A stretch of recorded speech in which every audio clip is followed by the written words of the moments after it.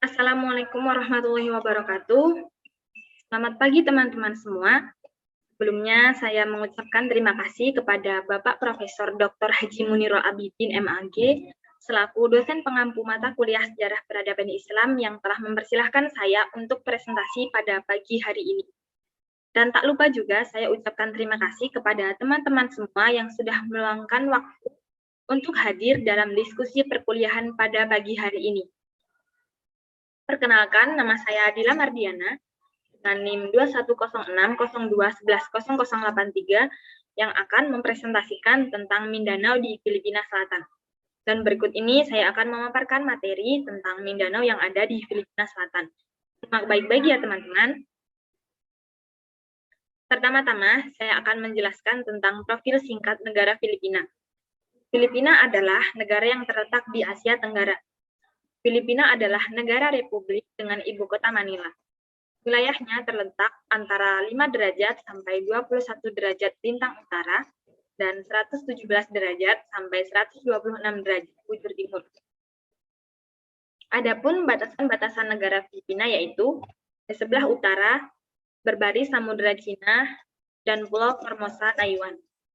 Di sebelah selatan berbaris wilayah Samudra Kepulauan Indonesia, kemudian di sebelah timurnya berjajar di Laut Pasifik, dan di sebelah baratnya berjajar di sebelah barat Laut Cina Selatan. Filipina memiliki kira-kira 7.107 pulau dengan luas diperkirakan sekitar 300.000 km persegi. Pulau-pulau di Filipina antara lain Pulau Luzon, Pulau Mindanao, Pulau Samar, Pulau Panay, dan masih banyak lagi.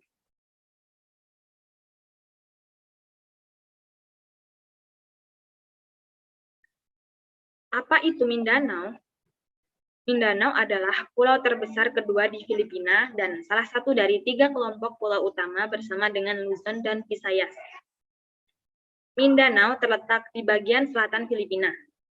Mindanao merupakan kawasan hunian bersejarah bagi mayoritas kaum muslim dan suku Moro, serta etnis lain seperti Maran, Taugus, Bugis, Toraja, Bajau, dan Sanyet. Luas Mindanao sendiri sekitar 94.630 km persegi. Pulau Mindanao terdiri dari beberapa pulau dan kepulauan.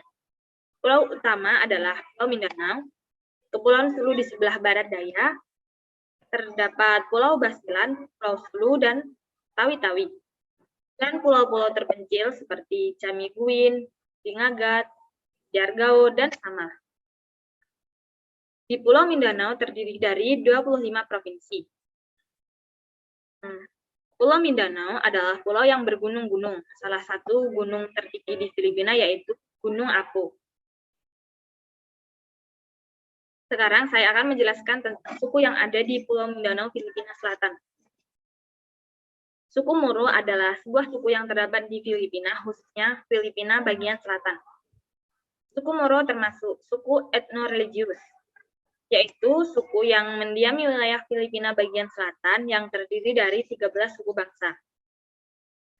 Suku Moro juga termasuk suku bangsa pelaut yang terkenal gigih dan dapat beradaptasi di berbagai tempat mereka diam. Sebagian besar mereka berdiam di Mindanao, Filipina. Penamaan Moro sendiri diambil dari kata Mor, yang berarti orang yang buta huruf, jahat, tidak bertuhan, dan seorang pembunuh. Sebutan Moro dipakai orang-orang Spanyol untuk merujuk pada kaum muslimin yang menghuni wilayah selatan Filipina. Mereka memandang suku Moro itu sebagai orang lain yang berbahaya. Slide selanjutnya, saya akan menjelaskan tentang awal mula masuknya Islam ke Pulau Mindanao. Masuknya Islam ke wilayah Filipina Selatan, khususnya Kepulauan Sulu dan Mindanao itu tidak terlepas dari letak geografis Filipina yang strategis di sepanjang rute perdagangan dunia yang secara perlahan masuk ke dalam rute perdagangan maritim internasional yang membentang dari Laut Merah hingga Laut Cina Selatan. Sejak abad 9 hingga abad 16 Masehi, rute perdagangan dikuasai oleh para pedagang muslim. Sejak abad ke-10, para pedagang muslim ini singgah di Borneo, Kalimantan, dan memasuki abad ke-8, mereka mulai singgah di Sulu. Sejak saat itu, para pedagang Muslim ini sering singgah di Kepulauan Filipina Selatan dan menyebarkan agama Islam sebelum melanjutkan perjalanan ke utara menuju Cina. Dan ada beberapa sejarawan berpendapat mengenai tahun pasti kapan agama Islam ini masuk ke Filipina, khususnya di Pulau Mindanao. Menurut Abu Ibrahim Muhammad Daud dan John Gersman, Islam ini masuk ke wilayah Filipina pada tahun 1210 Masehi. Menurut Salah Jubair, sejarah keislaman orang Moro atau suku Moro ada sejak tahun 1310 Masehi dengan ditemukannya bukti arkeologi berupa nisan. Jika menurut catatan sejarah, masuknya Islam bermula pada masa Rapasipat memerintah di Pulau Solo. Ketika itu datang seorang Muslim bernama Tuan Masaika ke suatu tempat yang disebut Maimpung, yang terletak di bagian selatan Pulau Sulu. Pada waktu itu, masyarakat Pulau Jolo masih menyembah berhala dan animisme. Karena beberapa kelebihan, Tuan Masaika ini diterima dan dihargai oleh masyarakat setempat, bahkan kemudian dinikahkan dengan seorang putri Rapasipat. Ini yang menjadi titik awal masuknya Islam di Filipina.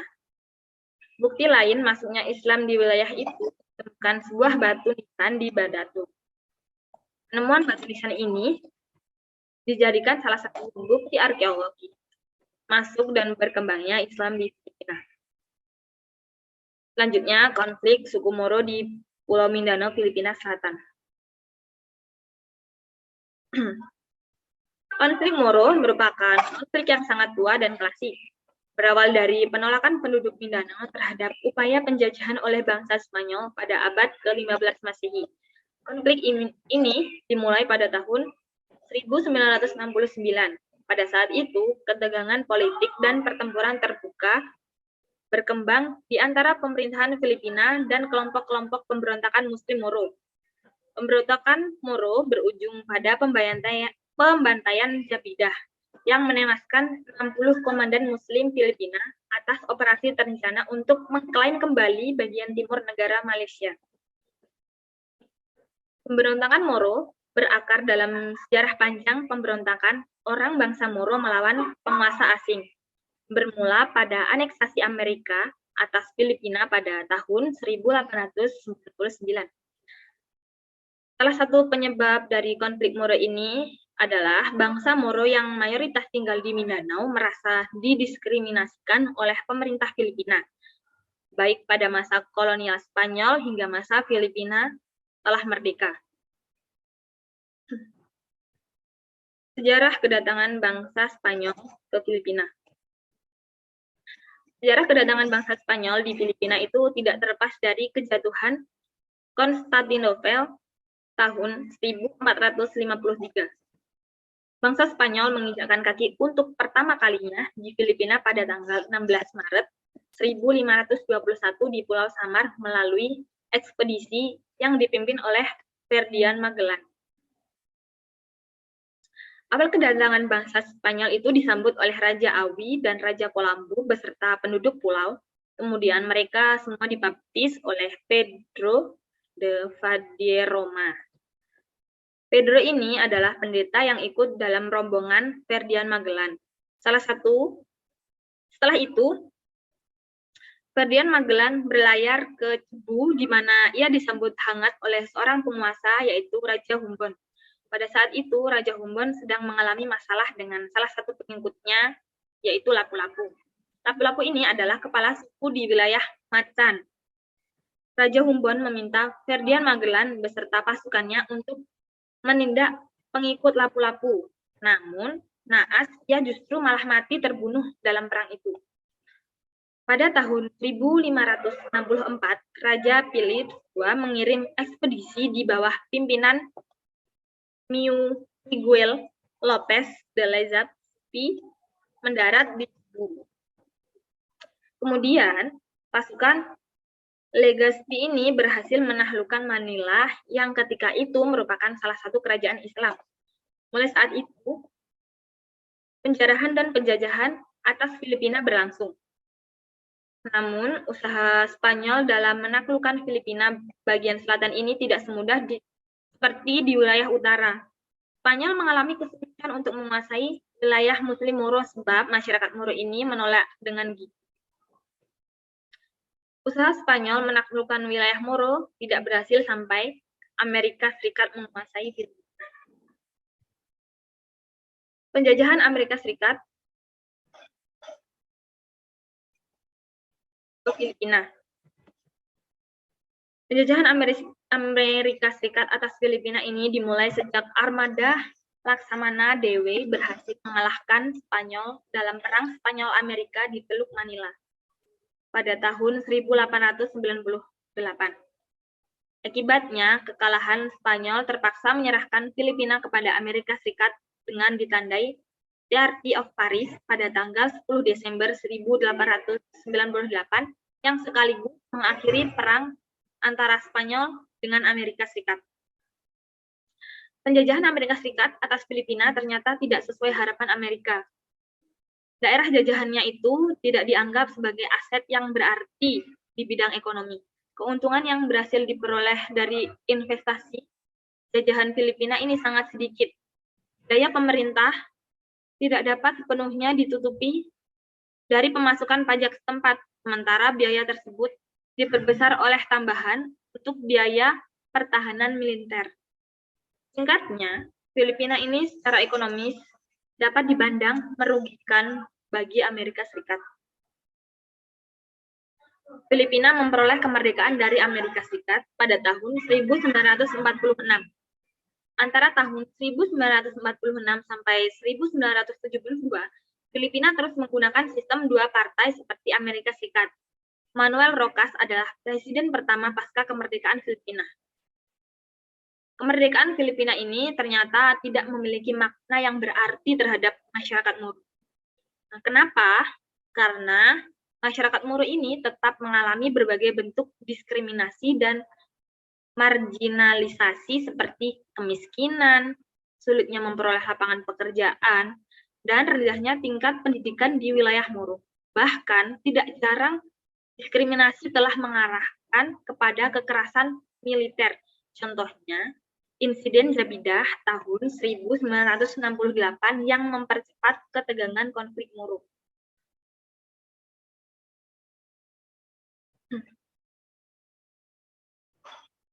Faktor-faktor penyebab timbulnya konflik Moro dengan pemerintahan Filipina yaitu ada faktor sejarah.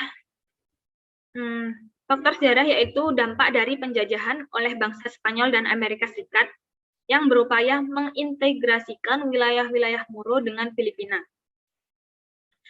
Muslim Moro menyatakan bahwa bangsa Spanyol selama 300 tahun lebih tidak pernah berhasil menundukkan masyarakat Moro menjadi daerah jajahan. Bangsa Spanyol telah menggunakan berbagai cara untuk menundukkan masyarakat Moro. Orang Moro yang beragama Islam di Filipina Selatan sepanjang sejarahnya belum pernah berhasil ditundukkan oleh Spanyol dari sudut agama maupun kebudayaan. Yang kedua, ada faktor ketimpaan ekonomi dan sumber daya di wilayah Filipina Selatan. Latar belakang timbulnya konflik tidak hanya sekedar faktor sejarah saja, melainkan juga sikap dan kebijakan penguasa yang tidak adil terhadap wilayah Muslim Moro. Ketimpaan sosial dan ekonomi dapat dilihat pada pendapatan per kapita wilayah Muslim. Angka kemiskinan di wilayah Muslim tersebut sangatlah tinggi. Yang ketiga, ada faktor diskriminasi dan tekanan terhadap identitas sosial budaya.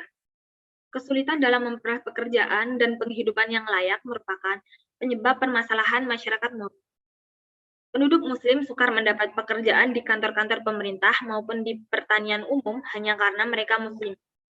Diskriminasi dan tekanan terlihat dari perubahan pemakaian tanah-tanah Moro. Banyaknya tanah-tanah Moro digunakan untuk pembangunan jaringan infrastruktur yang menghubungkan wilayah selatan dan utara Filipina, seperti jalan raya, gedung perkantoran, daerah perdagangan, pembangkit listrik, dan kawasan industri lainnya.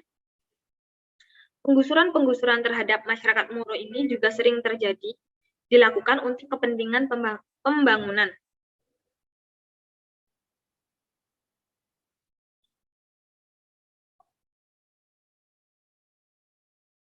Sebagai respon masyarakat Moro atas kebijakan pemerintah Filipina yang tidak menguntungkan bagi mereka, maka masyarakat Moro ini mendirikan beberapa gerakan-gerakan perlawanan untuk menuntut pemisahan dari negara Filipina dan membentuk negara sendiri.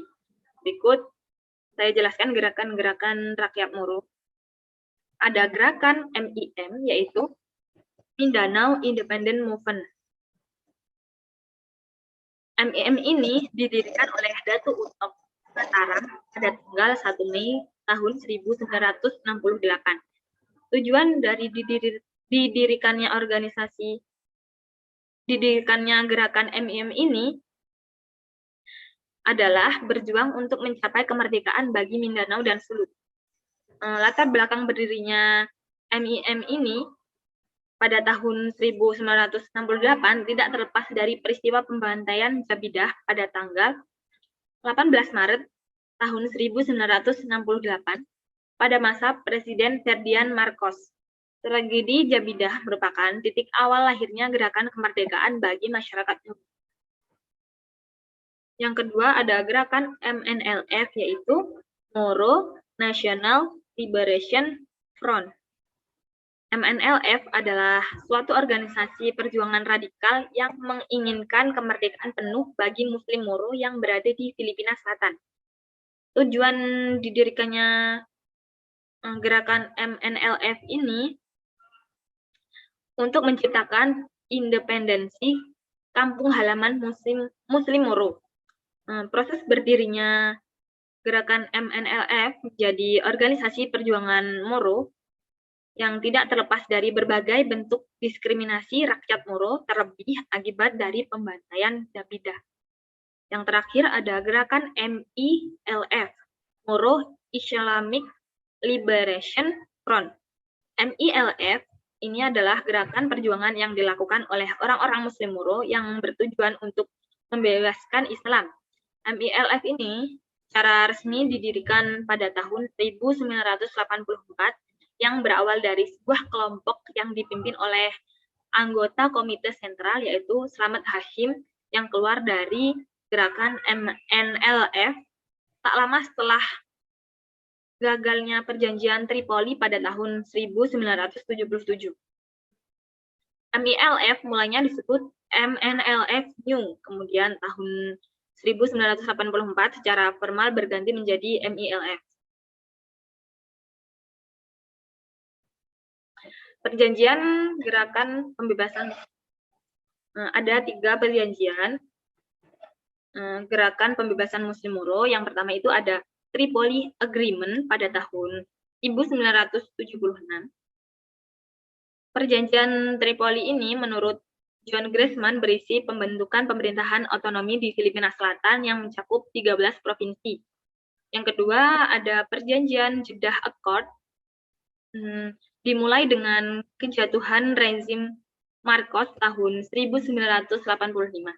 Presiden Corazon Aquino yang menggantikan rezim Marcos melakukan gencatan senjata dengan MNLF. Yang terakhir ada Perjanjian Peace Agreement tahun 1996 yang merupakan perjanjian lanjutan dari perjanjian sebelumnya, yaitu Jeddah Accord. Perjanjian Peace Agreement ini ditandatangani pemerintahan Fidel Ramos dan pemimpin MNLF, yaitu Nur Mercuari. Dapat disimpulkan dari pemaparan materi saya bahwa Mindanao adalah pulau yang ada di Filipina Selatan yang merupakan kawasan hunian bersejarah bagi mayoritas kaum Muslim dan suku Moro. Suku Moro sendiri adalah sebuah suku etno-religius yang terdiri atas 13 suku bangsa yang mendiami Filipina bagian selatan, khususnya Pulau Mindanao. Sejarah masuknya Islam ke wilayah Filipina Selatan ini tidak terlepas dari letak geografis Filipina yang strategis di sepanjang perdagangan dunia, dan konflik Moro berawal dari penolakan penduduk Mindanao terhadap upaya penjajahan oleh bangsa Spanyol pada abad ke-15 Masehi. Setelah selesai presentasi dari saya harap apa yang saya sampaikan kepada teman-teman bisa teman-teman pahami dengan baik. Saya juga mengucapkan banyak terima kasih kepada teman-teman yang sudah menyimak dan mendengarkan presentasi dari saya. Semoga kita dapat bertemu di lain kesempatan. Akhirul kalam. Wassalamualaikum warahmatullahi wabarakatuh.